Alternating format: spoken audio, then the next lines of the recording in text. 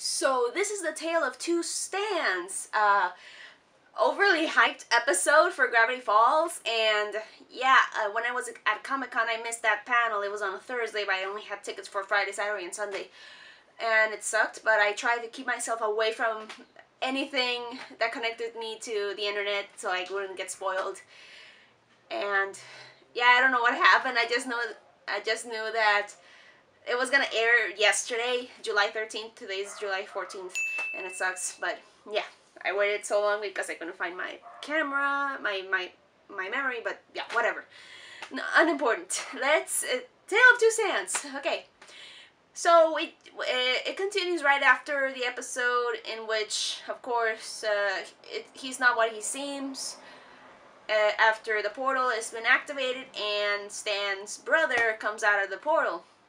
And of course, the first thing that we see is that, of course, the brother punches Stan. Like, boom, what the hell were you thinking? And it wasn't that kind of, it was that kind of entrance I hoped for the character to have, you know, punching his brother, like, what the hell were you thinking? And maybe a hug or something, but it didn't happen. The brother still accused him of whatever happened in the past.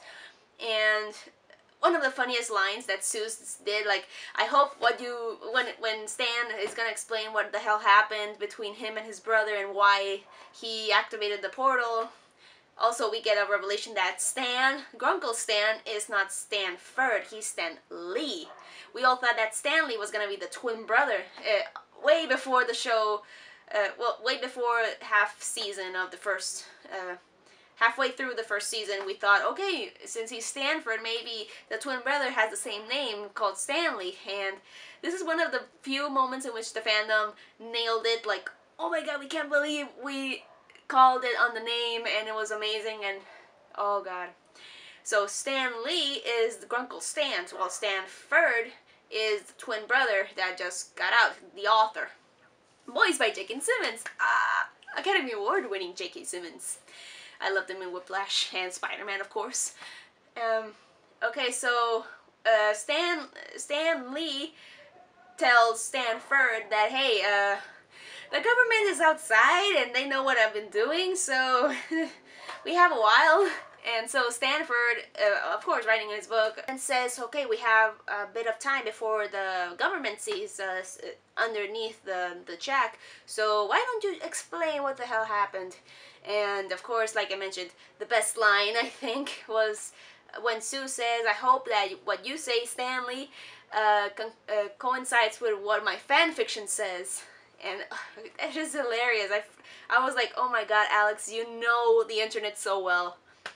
And of course they explained the backstory of how Stanley and Stanford liked to explore, see things, and of course they were just brothers. They were really, really close, even though, okay, Stanford was the brains and Stanley was the brawn. They always stuck together, just like Mabel and Dipper, but I think more so in comparison. And of course, time goes by, they still together, they work out together. Stanford shows that he's interested in everything that's in the paranormal, thanks to his 6 fingers, well, 12 in total, 12 fingers. We also get to see Stanley and Stanford's mom, and she's kind of weird, I don't know, that's all I can say. And of course, there's this point in which they're in, I think, high school, in which they show that Stanford has the chance of being great because of his brains, because of his experiments. And Stanley, when he overhears this, he's really upset that, hey, how come, well, maybe we can still be together. And he even says this to his brother, that, hey, if you're experimenting with those hot shots at that university you want, don't like your experiment, we can still be together and on our boat that we discovered when we were kids, go treasure hunting and see everything. And Stanford's like, yeah, that would be cool, but if I do go to this university, you better visit me. Like, that's really sweet, but you see Stanley is still being doubtful about what's happening. And so he, of course, like any human being, blames on the the creation that Stanford made, and he punches it nearly like kind of like this. He just like what you saw with that coin. That happened with the experiment, that something fell from it, and he tries his best to fix it. Like, whoa, wait a minute, no, no, no, no. Like, he realizes that what he did was wrong, and he tries to fix it with just like, oh, there you go, nothing to see here, nothing to see here. And when the day comes, Stanford shows his experiment to the hotshots of the university, but the experiment is, well, it's totaled. Well, it's not totaled. It's just malfunctioning. It's not working, and so the people are not impressed, and so they leave Stanford. And afterwards, when Stanley kind of tells his brother that, hey, it was an accident, I'm sorry, all of his family goes against him, even though Stanford stays on the sidelines, like still like thinking of what happened, like letting it all sink in that, hey, my brother did this, he's the reason why I'm not going to this university I want. And oh my god, all of his family, even though you see like a new baby, which I thought it was a girl, but they said Shermie, like in the beginning when Stanley presents Stanford to the kids, to both Mabel and Dipper, like, hey, these are Shermie's grandkids.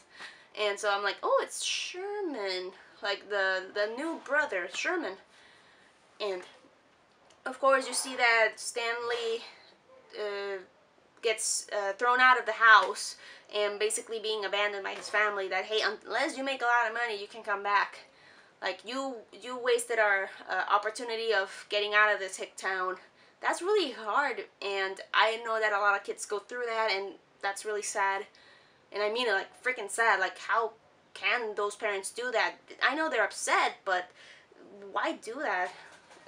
Why let their emotions get the best of them? And so Stanley goes off to try to make a name for himself, sell, get money, and Stanford tries to go to another university, which is like a backup, like, oh, we're not that great, but it's something. And he's at the top of his class. He gets his PhD way before and dedicates his research to the paranormal, just like he thought it when he was a kid, and to see all of the anomalies. And he discovers Gravity Falls. Well, not discover, like in the President Tremblay episode. He sees Gravity Falls, he sees all of these anomalies and tries to get at the heart of it all.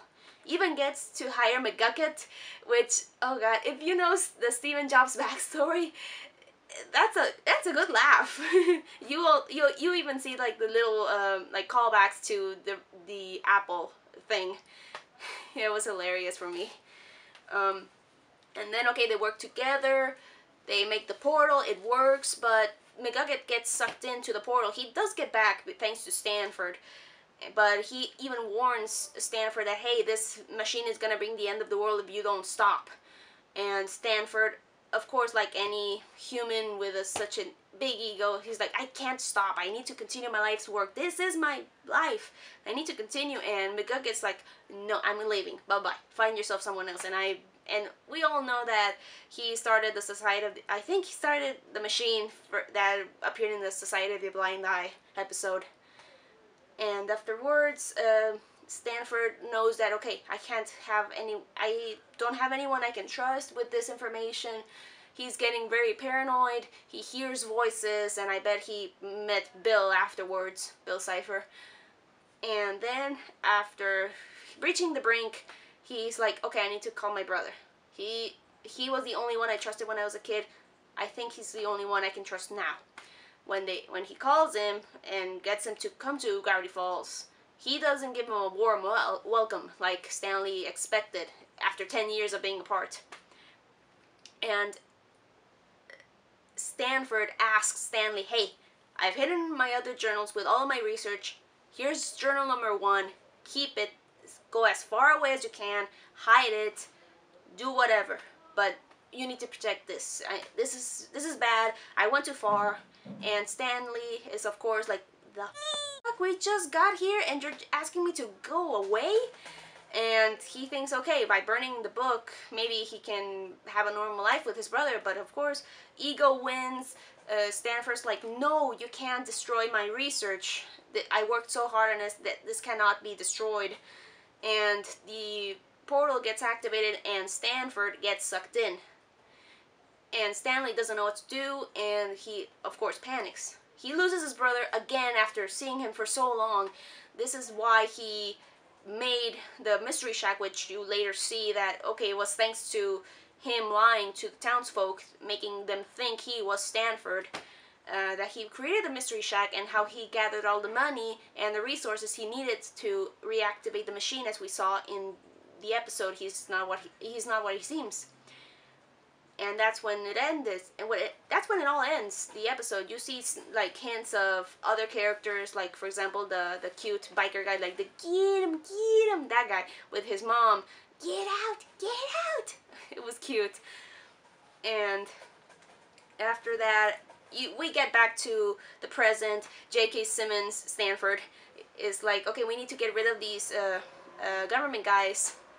And Mabel, ingenuously, or I have no idea how to pronounce it, I'm sorry, ingenuosamente, that's how you say in Spanish, gives Stanford the machine of the Society of the Blind Eye, and they amplify the signal so that the government forgets why they were there.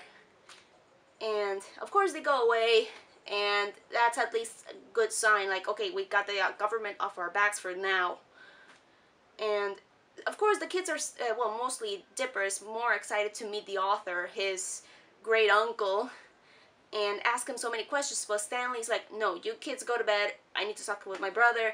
And Stanford's like, okay, thank you for, well, he doesn't exactly say thank you, because also Stanley confronts him like, hey, I brought you back. What the why didn't you even say a thank you or something? Stanford is really pissed off still. He's like, okay, until the end of the summer, I'm gonna stay downstairs. I'm gonna work, but at the end of the summer, you're gonna give me back my life. Stanley, you have to go, like, shoo. And that's really heartbreaking. And Jesus Christ, Alex, what are you doing to us? Oh God, we all know that it's gonna end soon. Maybe we get a third season like Alex wanted, but I think the second season is gonna be where it ends.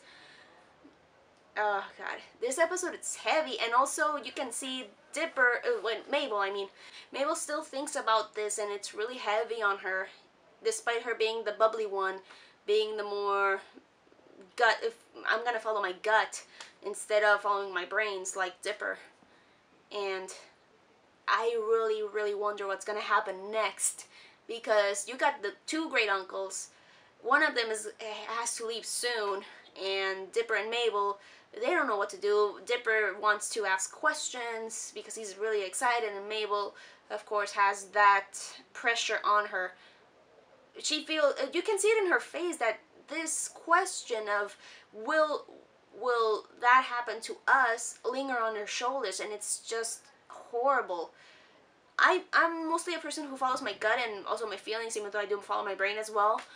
I know how that feels, having that kind of weight on your shoulders. It's really horrible, and I really sympathize with Mabel. Sorry if I can't speak. I don't know why. And of course, at the end, you get a little laugh, like to lighten up the mood of what happened, with Suze calling Wendy, telling her the whole story, and Wendy's like, the hell, it's 3 a.m. And Suze is like, oh, don't worry, I'm gonna finish, and he rambles on what happened. It's hilarious. I haven't read what the last image said yet. I haven't read the code, and maybe I can say it in the next vlog episode of Gravity Falls.